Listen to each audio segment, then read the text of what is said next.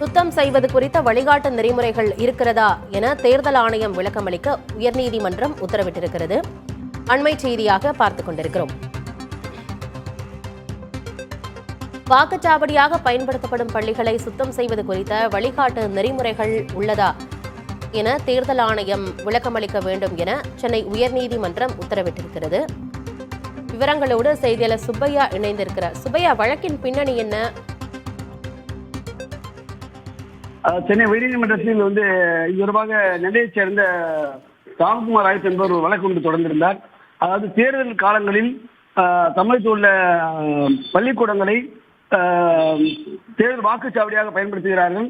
ஆனால் அப்போது பயன்படுத்தும் போது அதில் செய்யப்படுகின்ற சுவரொட்டிகள் ஒட்டுவது, உணவுப் பொருட்களை சாப்பிட்டு விட்டு கழிவுகளை போடுவது உள்ளிட்ட பல்வேறு சம்பவம் நடைபெறுவதாகவும் அவற்றை இவர்கள் சுத்தம் செய்வதில்லை என்றும், எனவே இது போன்ற ஒரு நிலை தமிழகம் முழுவதும் நீடிப்பதாகவும் அவர் அந்த மனுவில் குறிப்பிட்டிருந்தார். இந்த மனுவானது அதாவது அந்த பள்ளிக்கூடம் திறந்த பிறகு மாணவர்களை வைத்து சுத்தப்படுத்தக்கூடிய வேலையும் சில இடங்கள் நடைபெறுகிறது என்றும், சில இடங்களில் தேர்தல் அறிவிப்பு தொடர்பாக ஏற்கனவே பள்ளிக்கூடங்களில் தேசிய தலைவர்களுடைய படங்கள் வரையப்பட்டிருக்கும். அந்த படங்கள் மீது சுவரொட்டியில் ஒட்டப்படுவதாகவும் அவர் சுட்டிக்காட்டியிருந்தார். இந்த வழக்கானது இன்று விசாரணைக்கு எடுத்துக்கொள்ளப்பட்டது. தலைமை நீதிபதி ஸ்ரீராம் மற்றும் செந்தில்குமார் ஆகியோர் அடங்கிய அமர்வு முன்பு விசாரணைக்கு வந்தது.